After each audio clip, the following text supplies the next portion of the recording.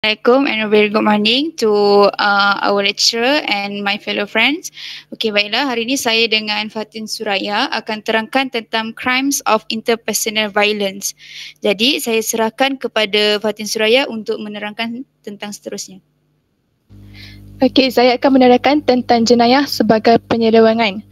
Okey, jenayah sebagai penyelewengan ni ialah tingkah laku jenayah yang dianggap tingkah laku yang menyimpang daripada tingkah laku yang biasa, dan jenayah ini terhasil daripada perbuatan yang melanggar undang-undang yang tertentu.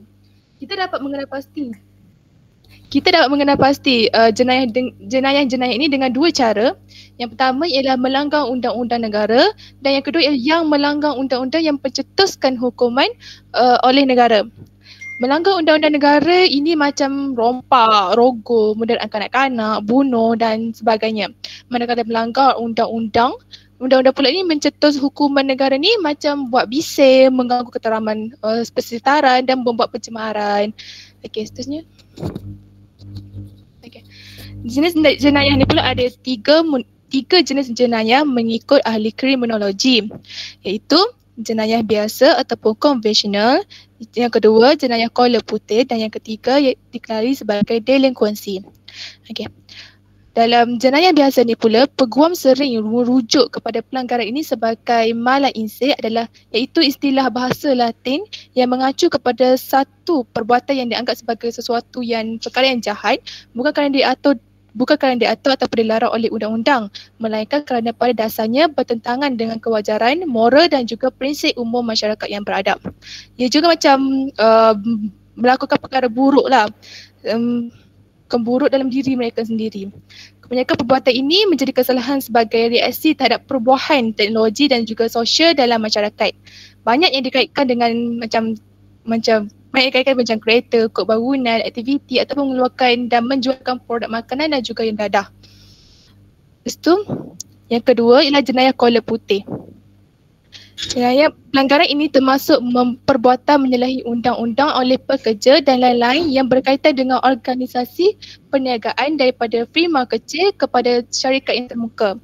Penarikan lesen kelayakan kedoktoran, peguam ataupun farmasi boleh ditarik dan pekerjaan boleh digantung untuk seketika, dan juga untuk perniagaan restoran dan bar juga boleh tutup buat sementara waktu ataupun selamanya jika disabit kesalahan.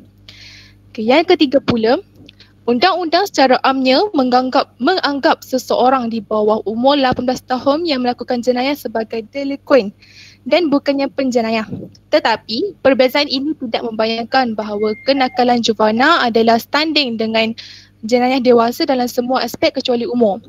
Juvana jarang melakukan perbuatan kolor putih ataupun jenayah pekerjaan ni sebab ialah macam bawah umur kan, tak bekerja lagi. Jadi tak boleh lah disalahkan dalam jenayah kolor putih. Okey. So, pelanggaran ini dipanggil juga kesalahan status, iaitu termasuk tingkah laku macam tidak terurus di rumah, melarikan diri di rumah dan juga ponteng sekolah. Okay. Yang seterusnya ialah serangan dan pembunuhan. Serangan ni adalah jenayah kekerasan yang melakukan serangan yang teruk mewakili penggunaan kekerasan fizikal dengan niat untuk melakukan kecederaan badan yang teruk sebagai cara untuk menyelesaikan pertikaian ataupun masalah. Hampir semua pembunuhan jenayah mewakili beberapa bentuk serangan yang teruk menyebabkan mangsa mati. Kebanyakan pembunuhan dan serangan jenayah berpunca daripada pertikaian dan juga perpalahan peribadi. Ada yang berpunca daripada konflik serta-merta dan ada yang berpunca daripada konflik yang telah lama wujud. Beberapa kesalahan ini berlaku semasa melakukan jenayah lain seperti rompakan ataupun pengedaran dadah. Seterusnya, perkataan pembunuhan pula, kita sendiri tahu pembunuhan ini adalah menyebabkan seseorang itu kehilangan nyawa. Okay. Terdapat dua jenis pembunuhan, iaitu pembunuhan secara sengaja dan juga pembunuhan secara tidak sengaja. Pembunuhan secara sengaja ni macam kita dengan saya cakap tadi macam dengan niat untuk membunuh orang, macam itulah. Lepas tu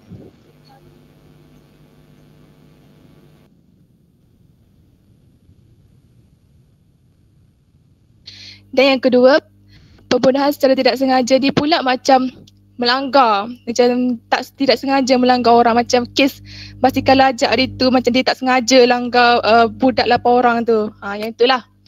Okay, yang seterusnya, interaksi antara pesalah dan juga mangsa.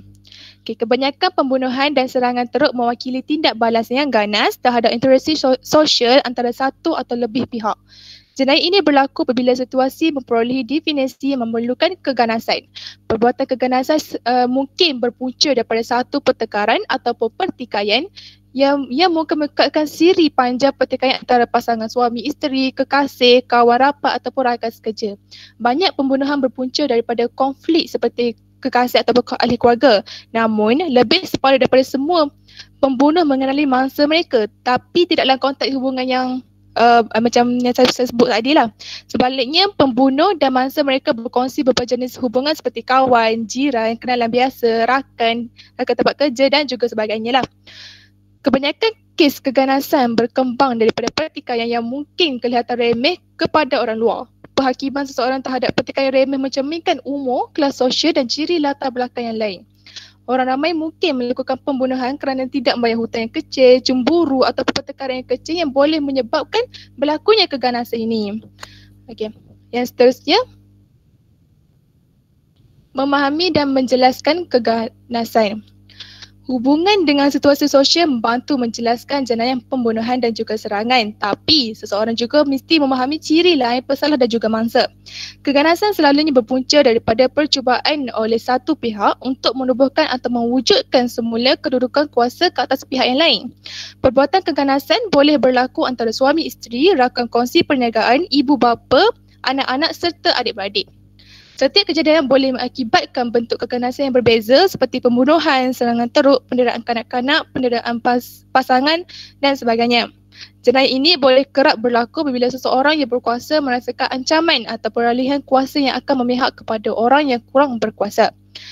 Kadar pembunuhan berbeza-beza berhubung dengan ciri-ciri tertentu, terutamanya tahap ketidaksamaan pendapatan. Macam ketidaksamaan pendapatan yang tak seimbang ni boleh mencetuskan permusuhan dan juga kecewaan orang lain dan akan membenci kedudukan ekonomi dan sosial mereka berbanding dengan kedudukan orang lain. Seterusnya, perkembangan pesalah keganasan berbahaya. Okay, bersama-sama dengan keganasan yang terikat dengan situasi sosial tertentu dan perbezaan kuasa, beberapa jenayah kekerasan terhasil apabila orang tertentu secara khasnya menggunakan keganasan dalam pelbagai situasi dan juga keadaan. Orang ramai menjadi pesalah keganasan yang berbahaya melalui siri 4 peringkat yang agak unik. Yang pertama ialah kegejaman. Pada peringkat pertama semasa tahun pembentukan mereka, pesalah mungkin mengalami paksaan fizikal untuk tunduk kepada yang lebih berkuasa. Macam mereka menyaksikan kegejaman orang lain dan belajar daripada orang lain dan mereka cuba untuk mencapai objektif melalui cara yang ganas. Okey, pengalaman sedemikian menggerakkan pesalah ini ke peringkat seterusnya, iaitu bergaduhan, di mana mereka membuat kesimpulan bahawa mereka biasanya mesti menggunakan keganasan dalam hubungan masa depan dengan orang ramai. Pada peringkat ketiga pula, mereka mula melakukan keganasan di mana mereka dengan sengaja dan teruk mencederakan orang lain pula. Pada peringkat yang terakhir pula, mereka melakukan keganasan untuk dilihat sebagai orang yang ganas dan bukannya hanya sebagai orang yang mampu melakukan keganasan. Okey, yang seterusnya, reaksi terhadap pembunuhan. Okey, penjara akan dikenakan penjara seumur hidup adalah sekatan undang-undang yang paling biasa di kalangan masyarakat untuk pembunuhan lah. Walaupun undang-undang hukuman mati di beberapa negeri memperuntukkan pelaksanaan hukuman mati ke atas beberapa pembunuhan, program berkesan untuk mengawal jenayah kekerasan mungkin juga memerlukan kerjasama yang rapat antara polis dan juga pegawai keadilan jenayah lain, terutamanya pegawai percubaan dan juga parol. Walau bagaimanapun, pemimpin tempatan, ibu bapa, pegawai sekolah dan juga warga kerja dan lain mestilah memikul tanggungjawab yang semakin meningkat untuk mencegah kes pembunuhan ini. Tindakan tempatan mungkin termasuk ordinans kawalan senjata tempatan dan mungkin pengesahan jenis dadah tertentu. Dan yang terakhir dalam topik yang saya akan adalah reaksi terhadap serangan. Mereka yang melakukan serangan teruk biasanya tidak berkembang kepada pembunuhan. Walau bagaimanapun, beberapa serangan teruk berbeza daripada pembunuhan hanya kerana kerana mangsa masih hidup. Banyak tindakan ganas berisiko membunuh mangsa dan seseorang yang mempunyai sejarah tingkah laku menyerang berkemungkinan mengulangi jenayah seperti ini dan mungkin mengakibatkan untuk membunuh mangsa lah, akhirnya bunuh mangsa. Oleh kerana serangan boleh mengakibatkan pelbagai kejeraan daripada kecil hingga besar, pesalah ini mungkin mengalami hukuman daripada tempoh percubaan dan alternatif lain kepada pemenjaraan. Itu sahaja daripada saya akan serahkan kepada rakan saya yang seterusnya itu.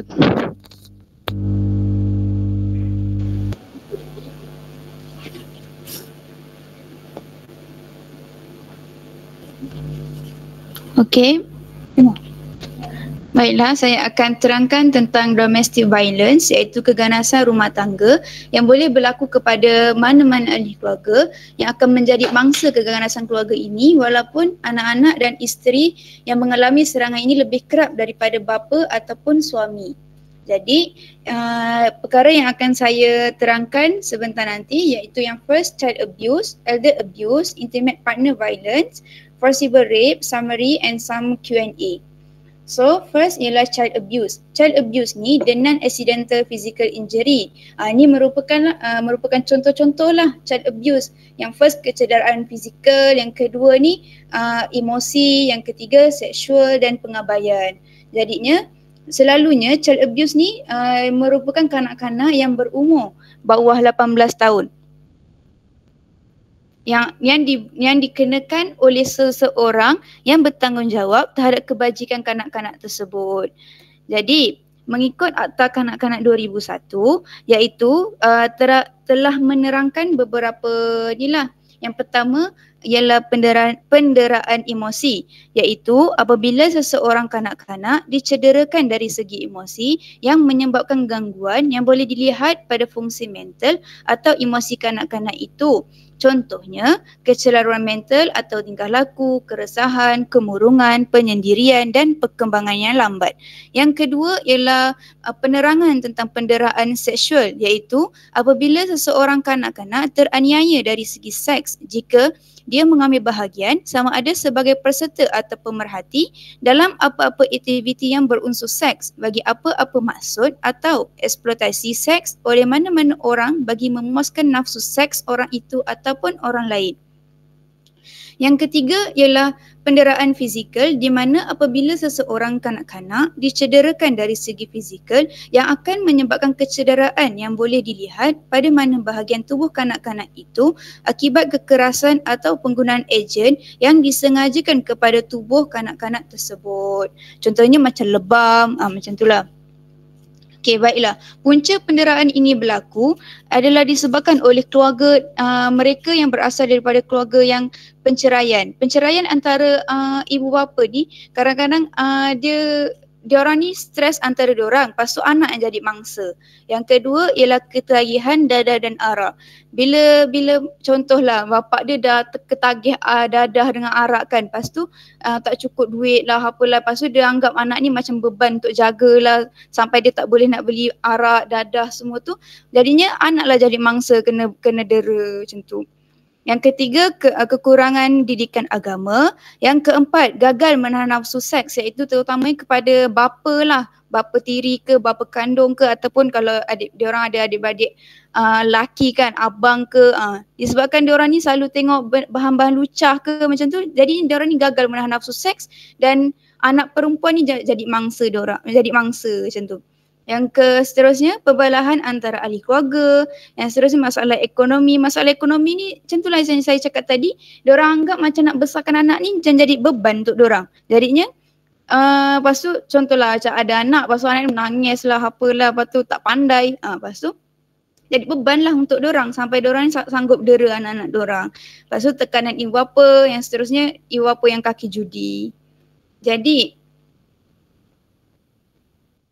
okey, yang seterusnya ialah elder abuse. Elder abuse ni ialah orang tua yang mengalami penderaan dalam rumah penjagaan atau tinggal bersama ahli keluarga yang lebih muda. Contohnya gambar contoh gambar ni ialah jenis penderaan secara fizikal. Mak dia sakit, dia sanggup pukul mak dia macam tu kan, sebab dia rasa mak dia ni beban untuk dia nak jaga. Yang kedua sosial, secara sosial. Yang ketiga kewangan. Kewangan ni contoh kalau anak dia ni dia jenis ketagih dada, lepas tu perlukan duit kan, lepas tu mak jadi mangsa, dia dera mak sebab tak nak bagi duit, lepas tu dia dera mak dia. Lepas tu yang seterusnya pengabaian, lebih pentingkan kejaya dia daripada orang tua dia. So seterusnya emosi, tak jaga emosi mak bapak lah. Kadang mak bapak yang dah tua ni dia perlukan perhatian lebih sebenarnya. Dia macam dia perlu perhatian lebih lah sebab dia dah hidup seorang kan. Anak-anak semua dah besar. Patutnya kita lebih sayang dia, lebih hargai dia sebab dia lah yang menata minyak yang penuh untuk besarkan kita. So yang seterusnya psikologi.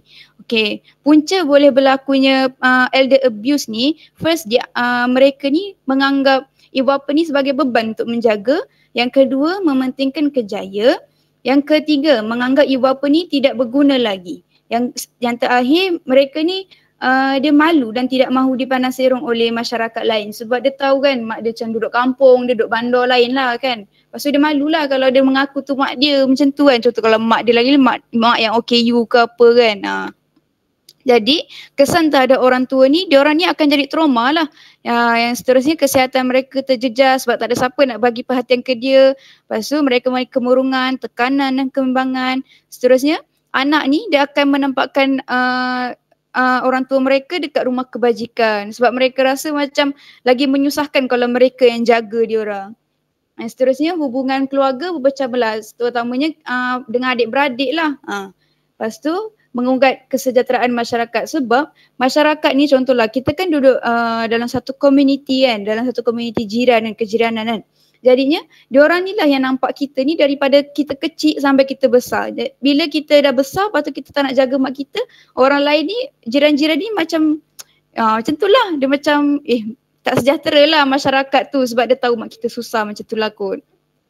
Okay, yang seterusnya intimate partner violence. Intimate partner violence ni dia berlaku berulang dan menjadi lebih teruk. Lepas tu perkara ni dia berterusan walaupun selepas penceraian, iaitu pendera ingin terus berkuasa dan mahu mengawal mangsa. Yang selalunya berlaku pendera ni ialah lelaki dan mangsa selalunya wanita ataupun kanak-kanak. Contoh jenis penderaan yang selalu dikenakan ialah first fizikal. Lepas tu contoh fizikal dia macam pukul-pukul macam tu. Lepas tu emosi, marah-marah, ugutan ni lah. Lepas tu pengabaian, psikologi, keuangan. Jadinya keuangan ni macam diorang antara partner ni tak boleh nak berlaku adil tentang pembahagian kewangan diorang lah. Jadinya anak ni jadi mangsa. Tak bahagialah sesebuah keluarga tu kalau mak ayah diorang asyik bertengkar je kan. Lepas tu anak ni macam stres lah duduk rumah macam gambar ni lah. Lepas tu punca berlakunya intimate partner violence ni ialah first masalah kewangan. Lepas tu ketagihan dadah. Yang ketiga, tidak mempunyai persefahaman. Dia lebih kurang je dengan yang kalau elder abuse ke child abuse ke, dia lebih kurang je. Punca dan kesannya macam lebih kurang je.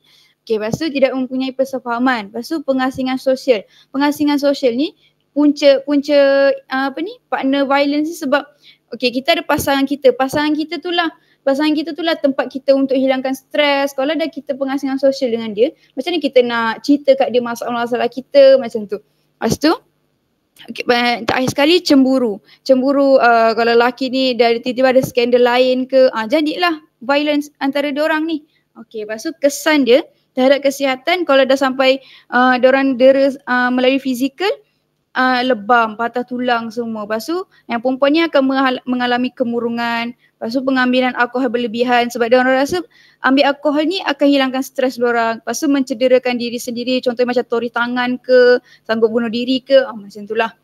Okay.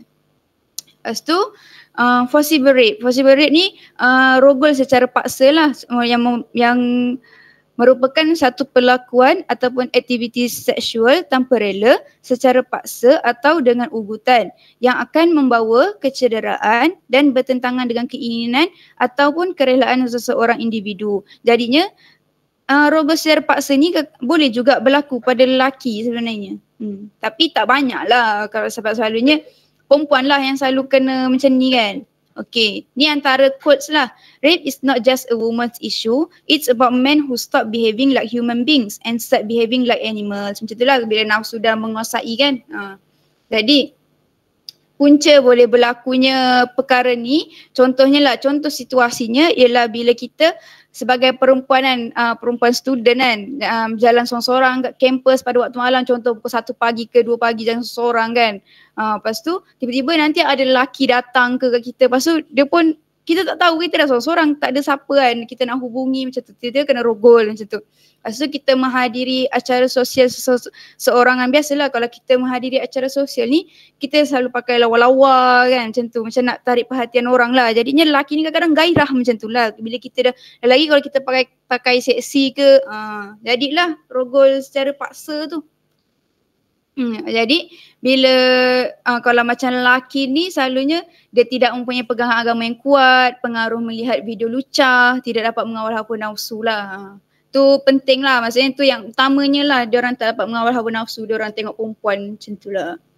Lepas tu, okey, jadinya seterusnya kesan fizikal. Kesan fizikal terhadap perempuan tu, diorang akan hamil lah, sebab selalunya bila kita dah kena rogol secara paksa kan, tak sempat nak pakai protektif tu semua, nak pakai kondom ke apa, tak ada lah, tak ada. Okey, lepas tu dia akan kena jangkitan HIV ataupun AIDS, jangkitan urin, lepas tu kesukaran untuk berjalan ataupun patah tulang sebab dia kena paksa kan, kena rogol kan. Jadinya kalau kita nak keraskan badan kita pun, yang laki tu still lagi nak rogol kita. Jadinya sakitlah badan kita kan sebab secara paksa kan, macam tu. Lepas tu penembusan yang menyakitkan. Ini antara keganasan ketika buat seksual lah. Ya, okay, seterusnya kesan kepada mental kita. Okay, yang first, malu dan serba salah sebab kita malu. Malu nak berhadapan dengan orang lain, malu nak cerita dekat orang lain sebab kita rasa serba salah dengan diri kita, sebab kita tak rasa macam tak mampu nak ceritakan sebab nanti orang pandang serong ke kita ke apa ke macam tu. Okay, lepas tu yang kedua, hilang kawalan. Hilang kawalan ni contohnya sebab kita macam terlalu fikirkan benda tu kan. Lepas tu kita macam stres lah macam tu, macam tak tahu nak buat apa, macam tak rasa diri ni berguna lah macam tu. Lepas tu kita ketakutan untuk menghadapi semua benda, nak hidup. Lepas tu ketakutan bila jumpa lelaki sebab dah trauma lah. Lepas tu kemarahan ni disebabkan oleh kemarahan sampai sanggup nak bunuh perogol tu ke, ketidakpercayaan kepada diri sendiri, kepada orang lain, terutama sekali kepada laki lah sebab dah kena rogol secara paksa kan. So macam bila dia nak hidupkan diri dia macam tak percayalah kepada laki selanjutnya. Lepas tu trauma ni sampai sanggup macam sampai tak nak kahwin lah dengan laki sebab dah ada perkara silam macam tu kan. Kurang semangat lah senang cerita. Jadi antara langkah pencegahan yang boleh dilakukan ialah first, penguatkuasaan undang-undang dari pihak berkuasa. Yang kedua, mengadakan kempen ataupun ceramah. Yang ketiga, diri kita sendirilah, elakkan diri daripada berjalan bersendirian. Boleh nak jalan bersendirian tapi kita kena ada alat macam penggera ke, macam bila kita cemas kita tekan benda tu, satu kampus boleh dengar macam tu lah contohnya lah. Lepas tu yang terakhir sekali, sentiasa berwaspada. Okay, tu je lah daripada saya, and rape and abuse culture. Okay, some of the summary of crimes of interpersonal violence. First, crimes of violence inspired more fear among the general public than most other crimes. Second, these offences, including murder, aggravated assault, and forcible rapes, involve attacks or threatened attacks on a victim person. Next, statistic depict murder and aggravated assault as typically unplanned crime tied to particularly emotional circumstance and use of chemical substance such as alcohol and drugs.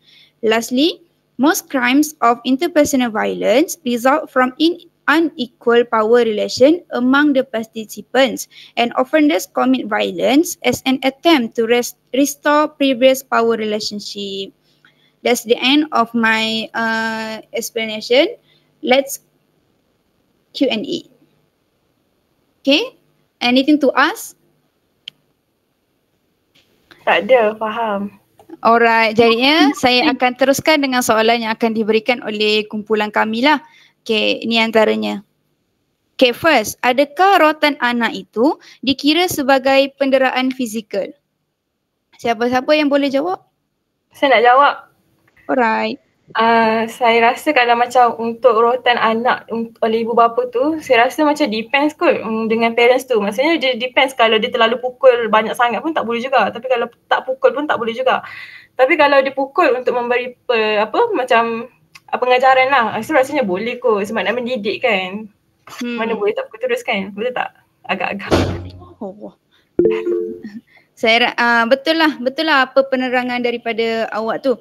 Okey, sebenarnya dia memang berbeza tau antara rotan ni. Selalunya bapak ni selalunya dia nak beri hukuman kat kita tau. Beri hukuman kat kita supaya kita ni rasa kesakitan untuk tujuan disiplinan kita, bukan untuk dera kita. Tapi kalau ibu bapa tu dia macam terlampau sakit hati, lepas tu marah sampai hilang kawalan, jadinya perkara tu dia akan jadi lebih lah macam tu lah. Kalau dia nak rotan kita kan, contoh lepas tu bila dia dah terlampau marah dengan kita sampai berbirat tu biasalah, sampai terkoyak kita punya kulit ke apa, tu dah kira sebagai inilah penderaan fizikal. Okey, terima kasih Bila. Okey, yang seterusnya, apakah tindakan yang boleh dilakukan jika anda terlibat dalam kes rogol secara paksaan? Ada siapa nak jawab? Saya nak jawab. Saya rasa lah kalau kita terlibat dalam kes rogol secara paksaan, of course lah, at first tu kita kena buat laporan polis lah kan. Sebab kita buat laporan polis, lepas tu maybe kita boleh buat laporan polis lah. Okey, terima kasih. Ada siapa-siapa nak bagi pandangan lagi? Saya. Boleh? Macam yang Mai kata tadi, memang kita kena buat report. But contohnya lah kan, kita terlibat dalam kes rogol secara paksaan. Contohnya kita hidup lagi lah, dia tak adalah macam dalam movie kan. Macam lepas kena rogol, kena bunuh ke. Contohnya kita masih hidup lagi kan. Just kena rogol. So first step, lepas daripada kena rogol tu jangan mandi. Jangan buat apa-apa. Terus pergi balai, buat report. So bila kita buat report tu nanti kita akan dibawa ke hospital ataupun klinik sebab nak detect kesan air mani dan sebagainya. So daripada situ kita ada bukti kukuh lah yang kita tu dirogol secara paksa melalui kesan-kesan yang terdapat di badan kita, lepas tu kesan koyakan di bahagian-bahagian sulit. So itu akan menjadi bukti kukuh. Kalau contohnya lah kan kita lepas daripada kena rogol tu kita pergi mandi apa semua, basuh semua tu. So bukti tu dia akan jadi kurang jelas and susah nak detect pelaku. Kan Akyu kan? Macam tu. So siapa-siapa nanti, kita tak doakan, but bila kita jadi mangsa rogol ni, awak jangan pandai-pandai yang pergi mandi. Kalau contohnya awak nak pelaku tu dihukum, awak terus pergi balai, lepas tu nanti dia akan bawa pergi hospital untuk buat so ada bukti kukuh, so boleh terus kita tangkaplah pelakunya dan pelakunya boleh dihukum. Lepas tu biar dia kena sebat, biar dia masuk penjara, macam tu. Okay, terima kasih kepada Mina, penjelasan yang bagus, dan Maisarah. Okay, soalan seterusnya, betul lah tu apa penjelasan tu. Okay, soalan seterusnya, apakah jenis-jenis jenayah biasa yang sering dianggap oleh orang ramai? Siapa nak jawab? Okay, teruskan. Untuk yang ketiga ni, jenis-jenis jenayah ni, yang pertama merogol, yang kedua mencuri, yang ketiga merompak. Yeah, betul. Yeah. Alright. Thank you semua. Okay, itu je daripada kumpulan kami. Thank you for your attention. Alright. Bye. Thank you. Assalamualaikum.